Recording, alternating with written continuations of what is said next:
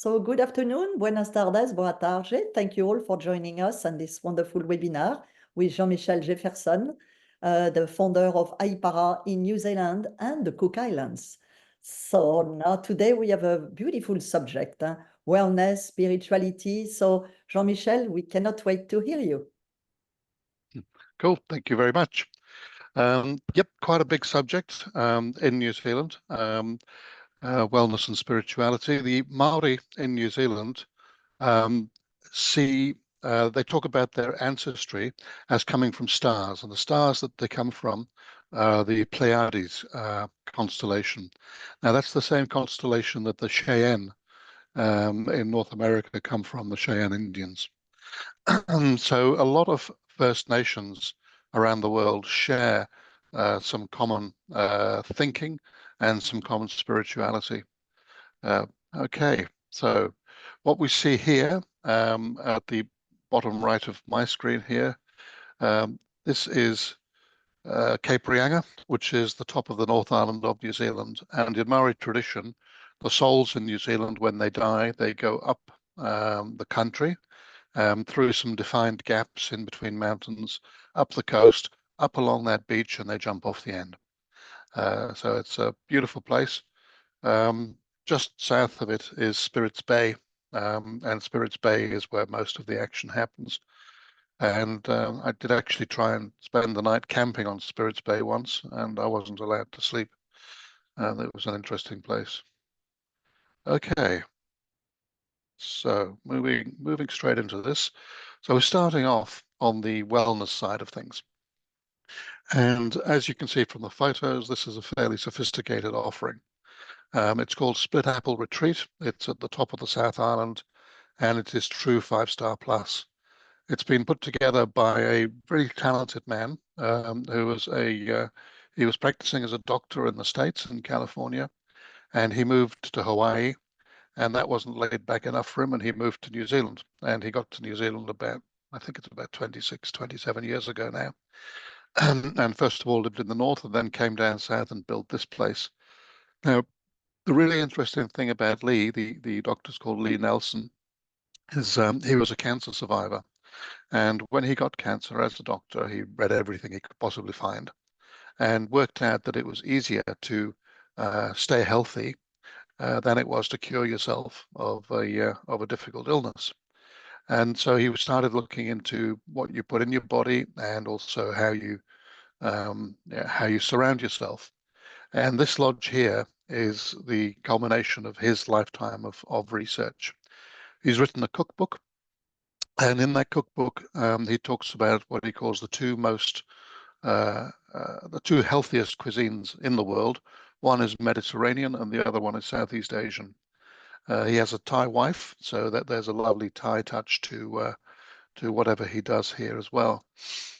So with his food, it's very, very tasty, but extremely good for you. So he doesn't have anything heavy there. There is no gluten. There is none of those things that we've all understood slow us down. So when I was there, it was in my good old overeating days. I ate absolutely everything I could and went to bed not feeling heavy and woke up feeling lighter than when I'd arrived the day before. So some people, it's a place that grabs you by the mind and the body, and then you start asking questions. How? Why? Yeah, why is the bathing set up like this? Why? What should I have for breakfast?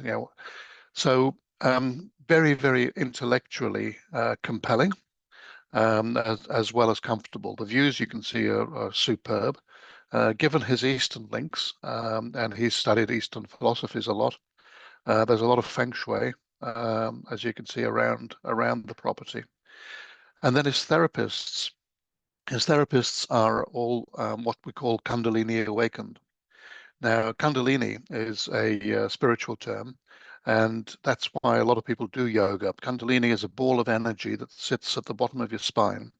And then one day, if you meditate enough and slow enough and give yourself enough time, Dominic, and be nice to yourself, then one day this ball of energy shoots up your spine and shoots out the top of your head, and you can start feeling energy. So his therapists not only do the physical, as you'd expect with the massage and whatever, but they have it linked with energy as well. So it is a truly magical place. And for people who are really interested in wellness, we would say a week here. For general tourists who are curious and want to have a little stop on from one place to another in New Zealand, then a couple of nights could do the job. But this is for we have a philosophy here at Ahipara, which is by the time people get to New Zealand, they have seen everything in the world. Therefore, we can't give them ordinary. This is extraordinary. Um, okay, then we have something here a little more normal in wellness terms. It's a beautiful yoga retreat, so it's a little bit more physical. This one. But you can see it's in the middle of nowhere. It's on the South Island as well, about 3 hours drive south of Lee Nelson's place, and on a river. Very peaceful, very tranquil, focused on retreats, and focusing more on the domestic market at the moment. But we want to try and bring more international travelers to them. So again, a lovely luxury tourism offering. And this place, really quite interesting as well, brand new. And it's not a place where you can stay. It's a thermal resort. So this is up at Rotorua, where our main thermal action is. And Rotorua, we tend to avoid normally for wellness because it has been a tourism centre in New Zealand for 150 years. So it's a bit too touristy normally. But you can see this place is just something else. The very, very latest technology married to Maori, Maori tradition, spirituality over here. You can see the Maori design, beautiful Maori design. And this here is a Maori treatment um, called miri miri, and it's a type of Reiki. So a lot of the treatments that you find in other cultures exist in a slightly different form here through Maori. So miri miri and romi romi are two different treatments here, which involve energy as well as touch. Um, so yep, you'd stay somewhere else in Rotorua and you'd come and spend time here, and there are private options. So this one I have to admit I've not been to yet because it is so new, but it's on my list. And I really want to go and try it and get a feel for what these guys are up to. But on paper and on video and so on, it's looking pretty good. It's looking full of integrity. Okay. I put this one in to show what the locals do. Now, unfortunately, everything evolves. This is a park in the middle of the town Taupo in the center of the North Island. And back in the day, it was more like this picture here on the left. Um, you would just drive into this park, park your car in the car park, grab your towel, walk over a hill, and there you go. And it was naturally hot water right beside the Waikato River. So the closer you were to the source, further up here, the hotter it was. And then the further out you came into the river, the colder it was. So you had your natural hot and cold baths.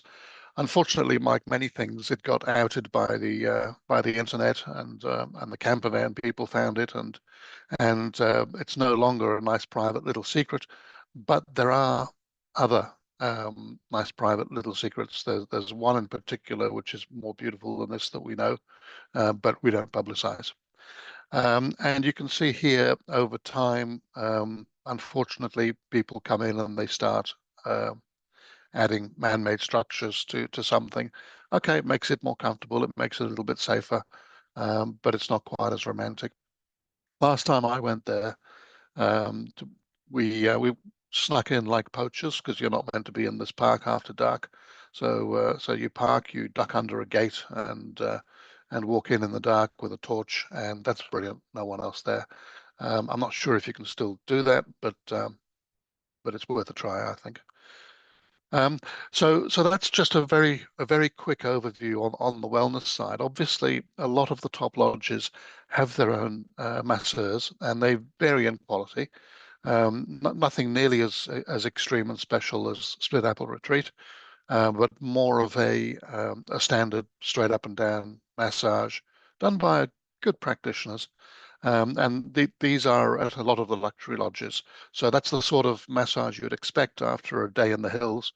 Whereas a split apple retreat, that's the sort of massage you don't really ever expect.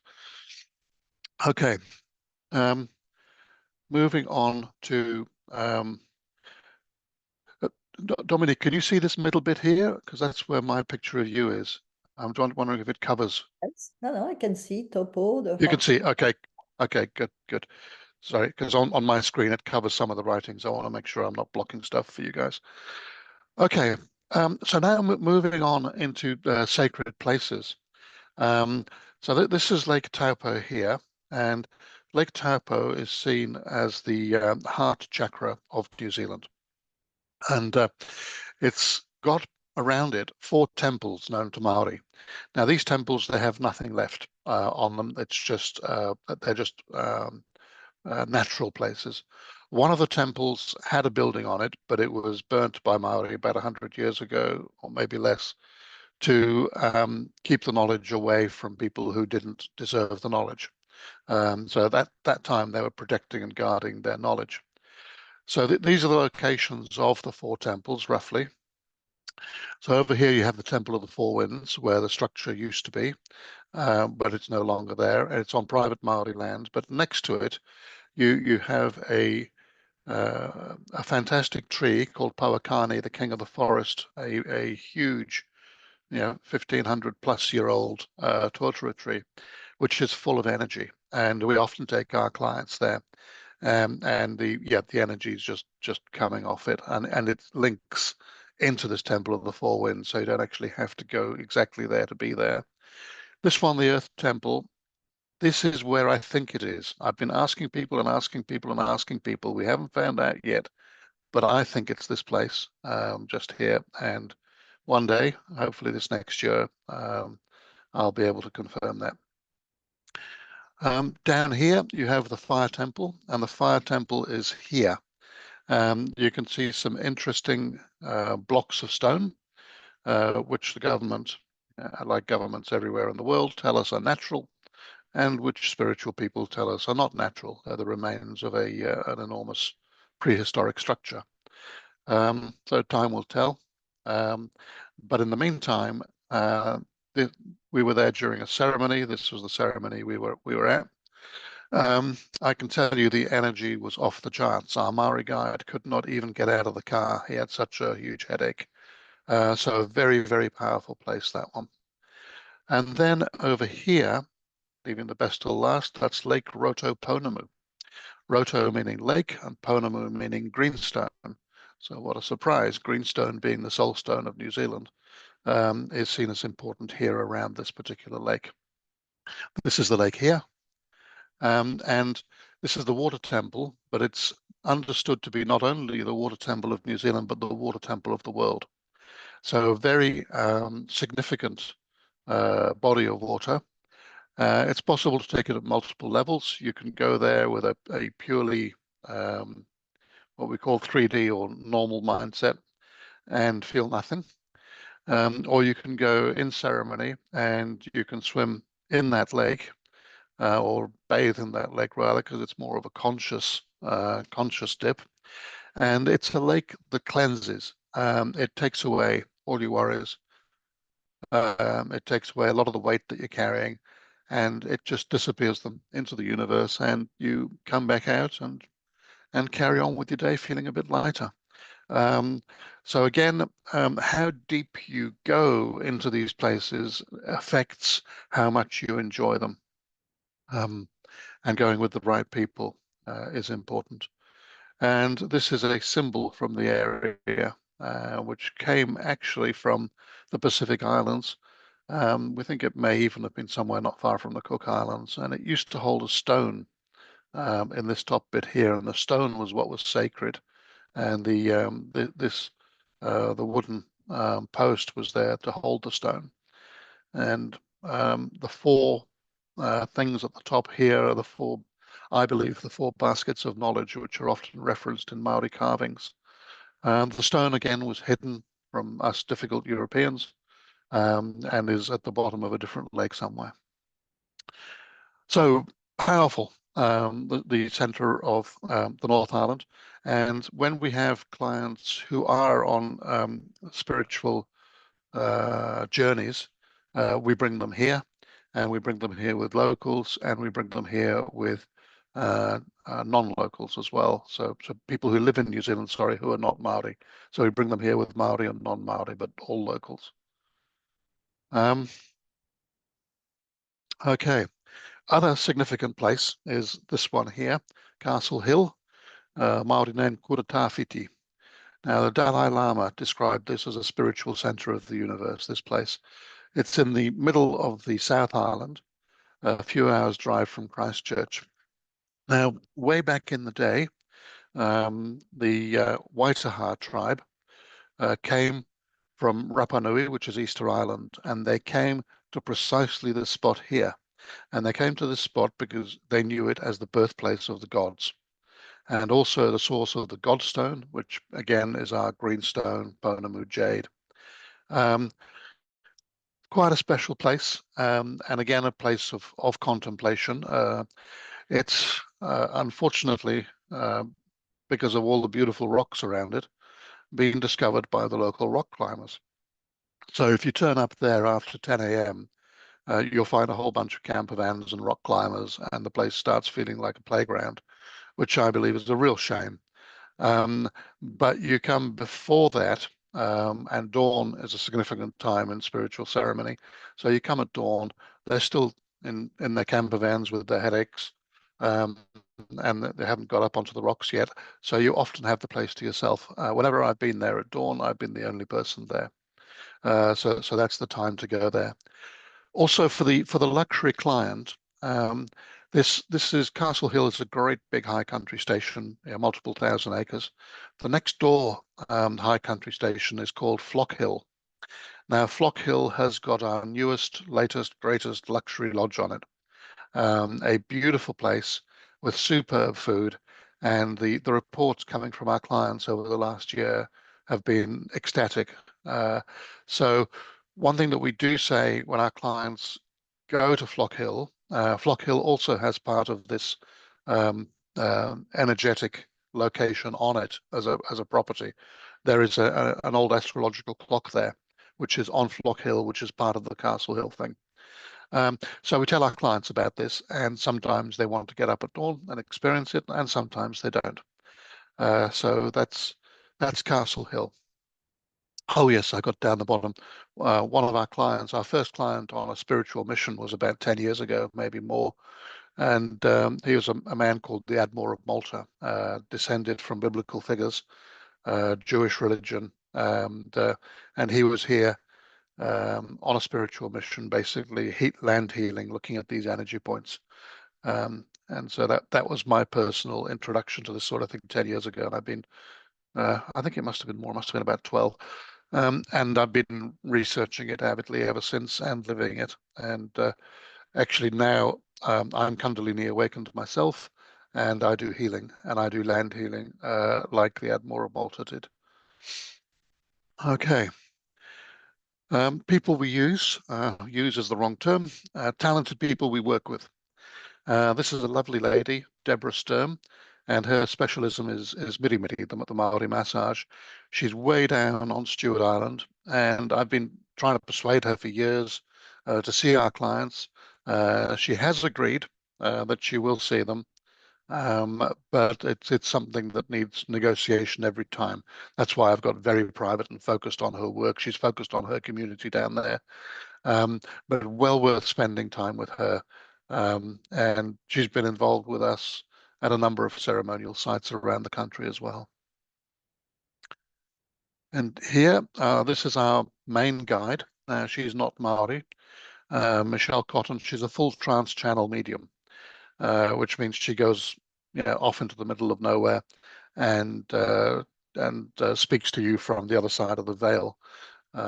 She's in touch with quite a few people on the other side.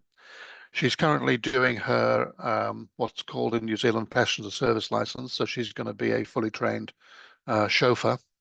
as well as an exceptional spiritual guide. And we currently have her booked once, twice, 2 or 3 times. I'm sure there's a third that I've forgotten. This coming season with clients on spiritual journeys.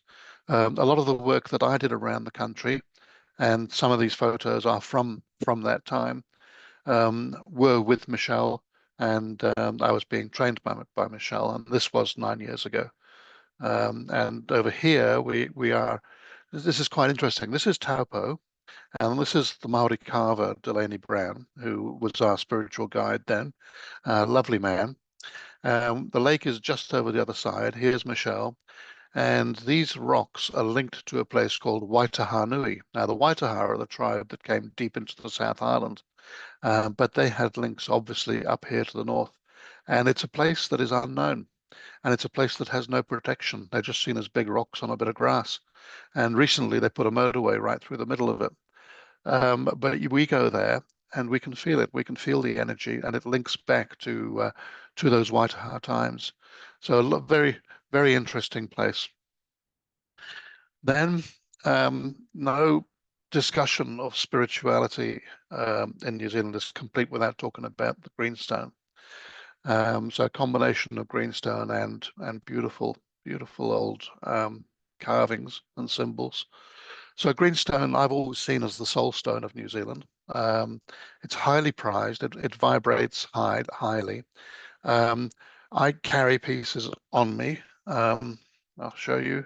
Um, I've actually got a whalebone first.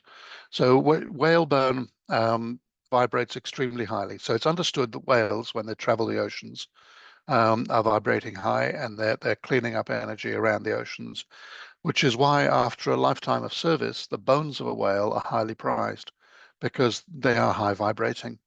And that's why a lot of native tribes really, really prize whalebone.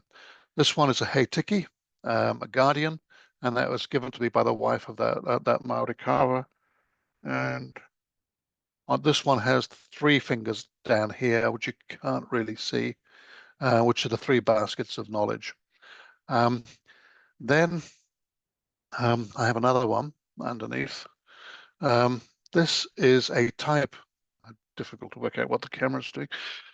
This is a type of greenstone, and it's a marginal type. It's not the jade. This one's called an Aotea stone, and it comes from only one river in New Zealand. And it's understood that this is the stone of the what we call the divine feminine, of the divine feminine energy. And that's what Maori believe is happening in the world at the moment, the advent of the divine feminine energy, and a lot of other cultures around the world believe the same thing, so they're not alone. And this particular design here is a very old Maori design, and it's called the peka peka, which is the two-headed bat. And the peka peka is worn by spiritual people because they do not need eyes to see. So that's a type of pounamu. There are many. I'm going to end up strangling myself now. I'll just put them down. There are many different types of greenstone. Even in the jade family, there's about half a dozen different types of jade in this country. And something that can be really nice, because there's people who are fully into spirituality like me, and there's people who are only partially into it. And it's nice to dip your toes into it too, so we don't shove things down people's throats. We understand what they want to see, and we give them the level that they're comfortable with. So visiting a Maori carver like this and seeing their greenstone and understanding allows them to ask questions and maybe come away with a piece that means something to them. And then over time, they'll understand the energy, and over time, it'll work on them and so on. So there's lots of different levels at which to access spirituality, not just the straight full immersion. And our carver there, I spoke about him on our last session about Maori. Lovely man. He's descended from the first waka, the first canoe of the Waitaha tribe. So in terms of Maori, he is blue blood, and you couldn't come anywhere better to talk about Greenstone. He's a lovely man, lovely man. Okay, I think, yep, I think that's it. So I'll go back to this one here and leave myself open to questions. We can go a lot deeper into anything if anyone's got any questions. Okay, thank you very much. That was fascinating. I already have plenty of ideas for our fun trip. Alors, let's see if we have Yara. You said beautiful journey. Thank you for sharing your personal experience. Huh? Thank you, Yara. Anybody else has any question? That was so detailed, and I don't know if everyone was thinking about New Zealand as a, for spirituality and wellness more than just adventure and discovering this beautiful country. But yeah, definitely a lot of ideas, I think. Jackie, absolutely phenomenal to learn about New Zealand in this capacity. Thank you. Huh? I'm not the only one. Jennifer, that was so great. Do you plan these type of experiences as one off or only part of a greater trip? Both. Both, huh? Um, yep. Yeah. Well. Okay. Let's rewind and let's say we've never in 25 plus years repeated an itinerary. Ooh, So we listen to our clients and we give them exactly what they want. So if they want something that's 50% spiritual, great. If they want 85%, yeah, we can do that. If they want 200%, we can do that. So it depends on the client. oh, voilà, Jennifer, your answer. Mani, you said thank you so much. Shana, you said thank you for a lovely presentation.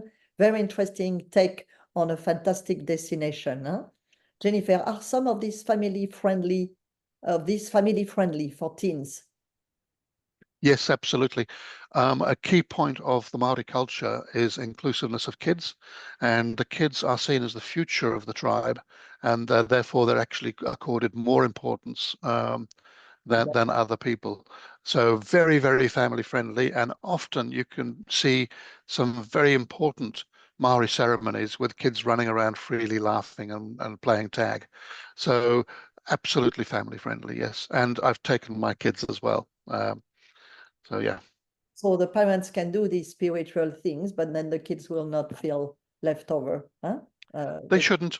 If they're really not interested, we can send them in a different direction. But they're absolutely welcome to be a part of the main thing. Mhm. Yeah. Oh, all right. Anyone else? Anything? We were talking with Jean-Michel before we start, said that you still have some festive availability because I know many of you have clients still looking or starting to look for festive availability. So Jean-Michel has some. Jennifer, are these season reliant? Is it No, related? No, huh? So no. anytime. Perfect. Anytime.